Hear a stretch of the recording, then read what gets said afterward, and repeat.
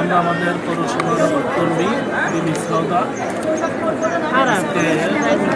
Colour expert dark sap এবং mild on hands technology সমৃদ্ধ Orix advance detergent powder আপনার laundry expert হয়েছে।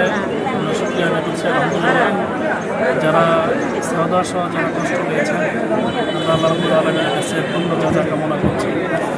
আমাদের বক্তব্য একটাই, 17 বছর যে ডিজিটাল অ্যাক্ট করে মানুষের কণ্ঠ স্তব্ধ করতে চেয়েছিল, আবার পুনরায় যাতে এই নবনির্বাচিত সরকার সেটাই থাকে।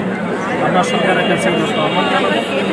আমরা জানতে চাই, দেশের মানুষ জানতে চায় কি ঠুনকো অজুহাতে কাদের ইশারায় কার নগদর বলে এই কাজটি হল। আমরা যদিও বিক্ষোভ কর্মসূচি ঘোষণা দিয়েছিলাম, আমার বন্ধুত্ব হয়েছে, জামিন পেয়েছে, এই জন্য আমরা সরকারকে সহযোগিতার জন্য, প্রশান্ত সরকারকে সহযোগিতার জন্য আমাদের কর্মসূচি স্থগিত করেছি।